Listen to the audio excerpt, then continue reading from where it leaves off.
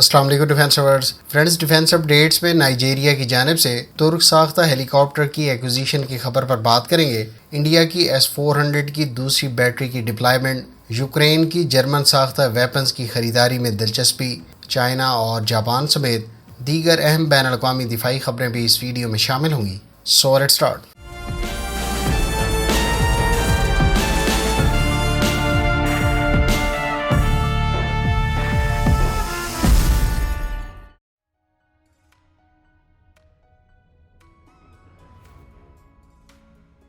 شمالی کوریا کے رہنما کم جونگ ان نے دھمکی دی ہے کہ وہ امریکہ اور جنوبی کوریا کے ساتھ ممکنہ فوجی تنازعات میں اپنے جوہری ہتھیاروں کو استعمال کرنے کے لیے تیار ہیں۔ امریکی خبر رساں ادارے ایسوسی ایٹڈ پریس کے مطابق یہ بات کم جونگ ان نے 1950 سے 53 کی کوریائی جنگ کے خاتمے کی 69ویں سالگرہ کے موقع پر سابق فوجیوں سے ملاقات کے دوران کہی۔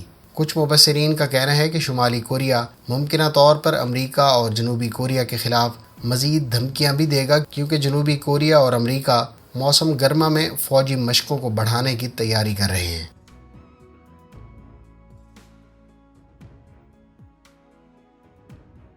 ترک ایروسپیس انڈسٹریز نے نائجیریا کی جانب سے T-129 اٹیک ہیلی کاپٹر خریدنے کی تصدیق کر دی ہے۔ اطلاعات کے مطابق حال ہی میں طے پانے والے کانٹریکٹ کے تحت نائجیریا ترکی سے 6 T-129 اٹیک ہیلی کاپٹرز خریدے گا۔ دونوں ممالک کے درمیان دفاعی تعاون مضبوط بنانے سے متعلق اتفاق گزشتہ برس اکتوبر میں ترک صدر کے دورے کے دوران کیا گیا تھا۔ اس کے بعد پھر کئی ترک کمپنیوں نے اپنے ویپنز نائجیریا کو آفر کیے تھے۔ نائجیریا فلپینز کے بعد اس ہیلی کاپٹر کو خریدنے والا دوسرا کسٹمر بن گیا ہے۔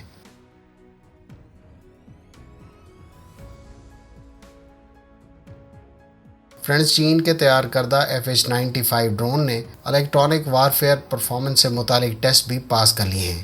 اس آرم اور ریکانیسنس ڈرون کی الیکٹرانک وارفیئر صلاحیت اسے نئی جہت دے گی۔ واضح رہے کہ اس ڈرون کا ٹیک آف ویٹ 1 ٹن ہے اور یہ 250 کلو گرام ایکسٹرنل پے لوڈ کیری کر سکتا ہے۔ اس ڈرون کی انڈیورنس 24 آورز بتائی گئی ہے۔ اس سے پہلے اس ڈرون کو 2021 کے یوہائی ایئر شو کے موقع پر انویل کیا گیا تھا۔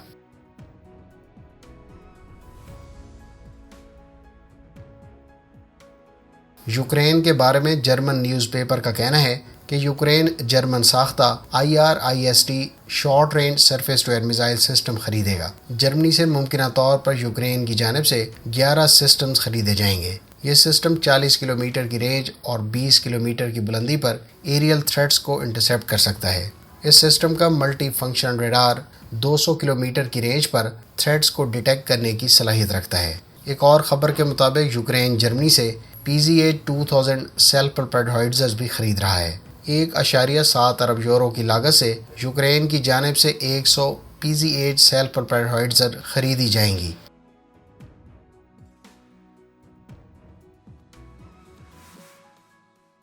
پاک نیوی کی PNS Tughril guided missile frigate اس وقت کمبوڈیا پہنچ گئی ہے۔ یہ شپ 4 روزہ دورے پر کمبوڈیا پہنچی ہے۔ ادھر پاکستان نیوی کو اس سلسلے کی دوسری شپ PNS تیمور پہلے ہی حوالے کر دی گئی ہے۔ فرینڈز، اگر آپ اس شپ کے تمام تر ویپنز اور سسٹمز کے بارے میں تفصیلات جاننا چاہتے ہیں تو ڈیٹیل ویڈیو آپ کو اینڈ سکرین پر مل جائے گی۔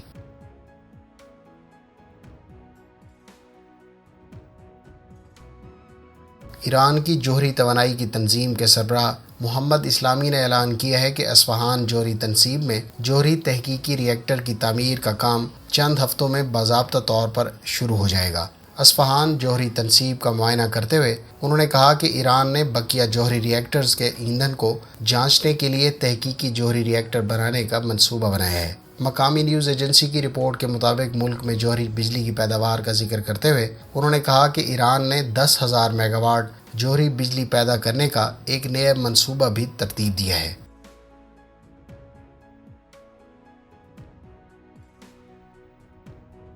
ترکی کی بیکر کمپنی نے ایک مرتبہ پھر ایک اور ملک سے کراؤڈ فنڈنگ کے تحت یوکرین کے لیے TB2 ڈرون خریدنے سے متعلق درخواست پر انکار کر دیا ہے۔ بیکر کمپنی نے پولینڈ کو یوکرین کے لیے کراؤڈ فنڈنگ سے ڈرون دینے کے بجائے free of cost drone provide کرنے کا اعلان کیا ہے۔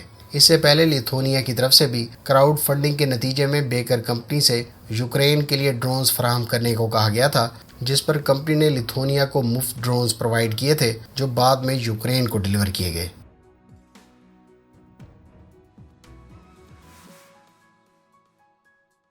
امریکی F-15 ایگل طیارے کو فرسٹ فلائٹ لیے 50 سال مکمل ہو گئے ہیں۔ یہ طیارہ ان 50 سالوں میں 100 سے زائد ایئر ٹو ایئر کلز اور 0 لاس کے ساتھ آج بھی انڈیفیٹڈ ہے۔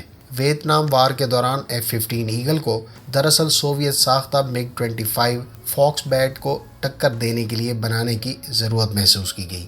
US ایئر فورس نے اسے 1974 میں اپنے فلیٹ میں باقاعدہ شامل کیا۔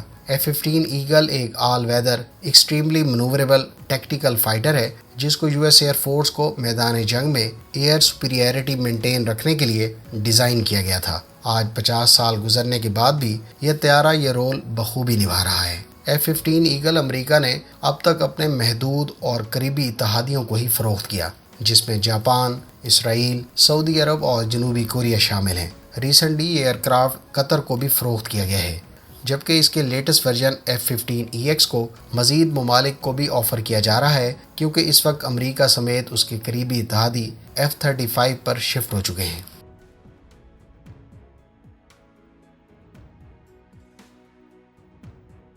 فرینڈز، جاپان نے اپنے ہائپرسونک ویپن کی تیاری کو لے کر گزشتہ دنوں اسکریم جیٹ انجن کا کامیاب تجربہ کیا ہے۔ S-520 نامی ساؤنڈنگ راکٹ جو کہ اسکریم جیٹ انجن کو کیری کیے ہوئے تھا، اس نے کامیابی سے 30 کلومیٹر کی بلندی پر اور 6 سیکنڈز تک ماک 5.5 کی سپیڈ کو برقرار رکھا۔ اس اسکریم جیٹ انجن کی ٹیسٹ فائرنگ کے بعد جاپان ان گنے چنے ممالک کی صف میں شامل ہو گیا ہے جو اس طرح کی صلاحیت پر کامیابی سے کام کر رہے ہیں۔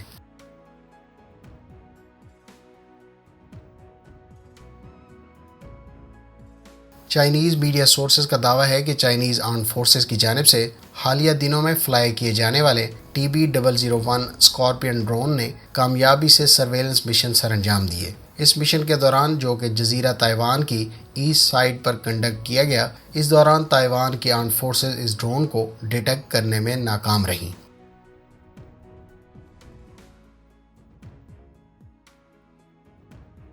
ویورز، انڈیا کے بارے میں اطلاعات ہیں کہ وہ اپنے S-400 surface to air missile system کی دوسری بیٹری بہت جلد چین کے ساتھ ملحقہ سرحد پر ڈپلائی کر دے گا۔ یہ ڈپلائمنٹ اگلے 2 سے 3 ماہ میں متوقع ہے۔ اس سے پہلے اس سسٹم کی پہلی بیٹری پاکستان کے ساتھ ملحقہ بارڈر پر تعینات کی گئی تھی۔ فرینڈز، یہ تھیں آج کی ڈیفنس اپڈیٹس۔ امید ہے اس ویڈیو سے آپ کی معلومات میں اضافہ ہوگا۔ ملتے ہیں نیکسٹ ویڈیو کے ساتھ۔ اپنی دعاؤں میں یاد رکھیے گا۔ اللہ حافظ۔ پاکستان زندہ باد۔